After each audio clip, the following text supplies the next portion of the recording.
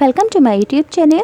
आज मैं आपको क्लास 9, 10, 11, 12 के लिए एग्ज़ाम के अकॉर्डिंग निबंध लिखने का तरीका सिखाऊंगी। इसके साथ ही एक निबंध को पढ़कर भी बताऊंगी, ताकि अगर एग्ज़ाम में इस तरह का निबंध आए तो आप उसे आसानी से लिख सको। क्योंकि वीडियो को देखकर और सुनकर आपको नॉलेज मिल जाएगी कि इससे संबंधित आपको क्या क्या इन्फॉर्मेशन इस निबंध के अंदर लिखनी है। आप इस निबंध को प्रोजेक्ट और असाइनमेंट में भी लिख सकते हो।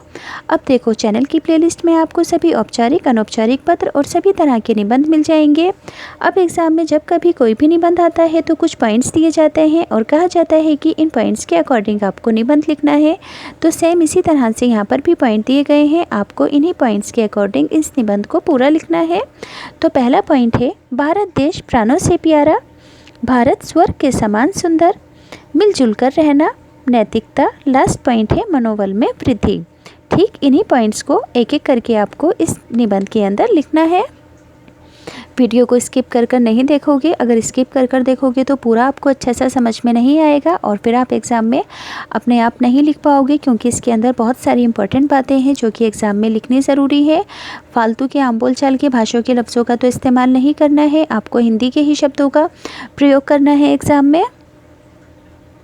तो टॉपिक क्या है? आओ भारत संवारे अथवा न्यारा प्यारा देश हमारा। सभी बच्चे ध्यान देंगे इस तरफ। भारत हमारा देश है, ये हमें प्राणों से यानी कि जान से भी ज़्यादा प्यारा है। हम इसके साथ प्रेम करते हैं। देश प्रेम एक बहुत बड़ा भाव है। किसी कवि ने कितना सटीक कहा है। सबसे पहले क्या लिखोगे? भारत हमारा देश है, ये हमें प्राणों से भी प्यारा है। हम इसके साथ प्रेम करते हैं। देश प्रेम एक सच्चा भाव है। किसी कवि ने बिल्कुल सटीक कहा है, यानी कि बिल्कुल ठीक कहा है। आम बोलचाल की भाषा नहीं लिखोगे, हिंदी के ही शब्द लिखने हैं। सटीक ही शब्द को लिखोगे। क्या लिखोगे? किसी कवि ने कितना सटीक कहा है, यानी कि कितना ठीक कहा है। भरा नहीं जो भावों से बहती, जिसमें रसधार नहीं, वे हृदय नहीं पत्थर है, जिसमें स्वदेश का प्यार नहीं। यानी कि उस इंसान का हृदय नहीं है, वो पत्थर होगा अगर उसको अपने देश से प्यार नहीं होगा। इसलिए अपने देश से ज़रूर प्यार करना चाहिए, क्योंकि हम यहीं रहते हैं, यहीं पले पड़े हैं। तो स्वाभाविक सी बात है कि हमें अपने देश से प्यार होना चाहिए। राष्ट्र और व्यक्ति के जीवन में चरित्र बल का बहुत महत्व है। क्या लिखोगे? राष्ट्र और व्यक्ति के जीवन में चरित्र बल का बहुत महत्व है। जैसे कि जिस इंसान का चरित्र भ्रष्ट होगा तो भ्रष्ट व्यक्ति का समाज में कोई स्थान नहीं होता है। सब उसको अपमान की दृष्टि से देखते हैं। और जिस व्यक्ति का चरित्र सच्चा होगा उस व्यक्ति का समाज में मान सम्मान आदर किया जाता है। समझ में आया कि चरित्र का और राष्ट्र का आपस में गहरा ताल्लुक है। अगर किसी व्यक्ति का चरित्र भ्रष्ट है तो उसको समाज में अपमान की दृष्टि से देखा जाएगा, और अगर कोई व्यक्ति सच्चा है तो उसको समाज में मान सम्मान आदर और यश मिलता है, क्योंकि व्यक्तियों से मिलकर ही राष्ट्र बनता है। याद रहेगा कि व्यक्तियों से मिलकर ही राष्ट्र बनता है। इसलिए व्यक्तियों का चरित्र का सच्चा होना बहुत ज़रूरी है। अगर व्यक्ति भ्रष्ट बनेंगे तो समाज भी और राष्ट्र भी भ्रष्ट बनेगा। आचरण की पवित्रता यानी कि बिहेव करना, जैसे आचरण की पवित्रता के महत्व एवं प्रभाव को प्रदर्शित करने वाले ऐसे कई उदाहरण मिल जाएंगे। यानी कि इस बात को प्रदर्शित करने वाले सच्चे और भ्रष्ट बात को उदाहरण इसके कई मिल जाएंगे, जिनमें एक या बहुत थोड़े से सदाचारी व्यक्तियों के कारण उनके परिवार की ही नहीं बल्कि देश और जाति की भी उन्नति हुई है। समझ में आया कि इस बात को प्रूफ करने के बहुत सारे उदाहरण हैं। जैसे कि कुछ व्यक्ति ऐसे हैं जिन्होंने अपनी सच्चाई की बिना पर इतना नाम कमाया कि अपना नाम ऊंचा किया, परिवार का नाम ऊंचा किया और पूरे ही राष्ट्र की उन्नति की उन्होंने, और वे सम्मान के शिखर तक पहुंच गए।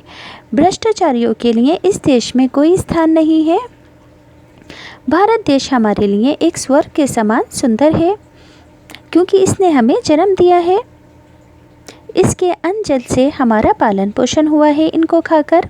इस देश का नाम भारतवर्ष है। आधुनिक भारत उत्तर में कश्मीर से लेकर दक्षिण में कन्याकुमारी तक और पूर्व में असम से लेकर पश्चिम में गुजरात तक फैला हुआ है। ये लाइन ज़रूर लिखना कि आधुनिक भारत उत्तर में कश्मीर से लेकर दक्षिण में कन्याकुमारी तक पूर्व में असम से लेकर और पश्चिम में गुजरात तक फैला हुआ है।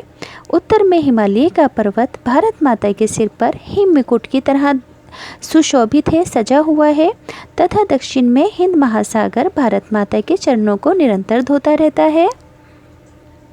सारी ही इम्पोर्टेंट बातें हैं, इसलिए स्किप नहीं करेंगे, ध्यान से सुनेंगे। भारत में प्रायः सभी धर्मों को मानने वाले लोग परस्पर मिलजुल कर रहते हैं। यहाँ सभी धर्म के लोगों को अपनी अपनी उपासना पद्धति तथा सामाजिक व्यवस्था का अनुसरण करने का पूर्ण अधिकार प्राप्त है। भारत का आदर्श वाक्य है वसुधैव कुटुम्बकम, जिसका अर्थ है सारा संसार एक कुटुंब के समान है। ये सेंटेंस ज़रूर लिखोगे, वसुधैव कुटुम्बकम, जिसका अर्थ है सारा संसार एक कुटुंब के समान है। प्राकृतिक सुंदरता की दृष्टि से भारत एक अद्भुत देश है। यहाँ हिमालय का पर्वतीय प्रदेश है, गंगा यमुना का समतल मैदान है, पर्वत एवं समतल मिश्रित दक्षिणी पठार है, राजस्थान का रेगिस्तान भी है। इस प्रकार विभिन्न प्रकार के भूमि भाग यहाँ विद्यमान है और विभिन्न प्रकार की जलवायु भी यहाँ पाई जाती है। यही एक ऐसा देश है जहाँ समय समय पर 6 ऋतुएं 6 मौसम आते हैं और अपनी अपनी विशेषताओं से इस देश को अनुग्रहित करते हैं। हमें अपने देश के सभी नागरिकों को सभी सामान्य सुविधाएं बिना किसी भेदभाव के उपलब्ध करवानी है। हमें अपने देश के सभी नागरिकों को सभी सामान्य सुविधाएं उनके साथ बिना कोई भेदभाव के उपलब्ध करानी है। स्वास्थ्य सेवाएं प्रदान करना देश का कर्तव्य है। हमें अपने व्यवहार में पारदर्शिता लानी होगी। हमारा व्यवहार एक खुली किताब की तरह होना चाहिए, जिसमें कोई भी छल कपट ना हो। देश व्यक्तियों से मिलकर बनता है, राष्ट्र मैंने बताया था व्यक्तियों से मिलकर बनता है। जब व्यक्ति का नैतिक पतन हो जाता है तब देश का भी नैतिक पतन होना संभव है।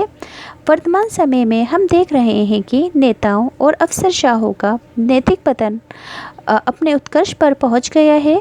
इससे हमारे देश को विश्व में कितना अपमान झेलना पड़ रहा है, इसे ये लोग नहीं समझते हैं। आज कोई भी नेता जनता के विश्वास के योग्य नहीं रह गया है, उन पर से लोगों का विश्वास भी उठ गया है। ये स्थिति एक लोकतांत्रिक देश के भविष्य के लिए अत्यंत ही चिंताजनक है। पहले नेता देश को ही सबसे ऊपर सर्वोपरि समझा करते थे, जबकि आजकल नेता अपने खुद के स्वार्थ को ही प्रमुख मानते हैं। देश के सम्मान की रक्षा करने के लिए नैतिकता को पुनः स्थापित करना होगा। ये लाइन ज़रूर लिखना कि देश के सम्मान की रक्षा के लिए नैतिकता को पुनः स्थापित करना होगा। इसे समाज में मान्यता देनी होगी। वर्तमान समय में अनेक राजनेताओं का कितना नैतिक पतन हो गया है, ये उनके घोटालों से सामने आ रहा है कि उन्होंने कैसे कैसे घोटाले किए हैं। क्योंकि उनका खुद का नैतिक पतन हुआ है, इसलिए वो किसी भी बात को ज़रूरी नहीं समझते हैं। शर्मनाक घटनाओं से देश की छवि बिगड़ती है, देश के नागरिकों का मनोबल गिरता है। हमें देश के नैतिक पतन को रोकना होगा ताकि हमारा राष्ट्र मजबूत बन सके, दृढ़ बन सके। तो मैंने आपको पूरा ही निबंध पढ़कर बता दिया है। आपको समझ में आ गया होगा कि किन किन बातों को इससे रिलेटेड अगर निबंध आए तो लिखना ज़रूरी होगा। 1-2 बार इसको ध्यान से सुन लेना तो अच्छे से आपके जहन में आ जाएगा ये।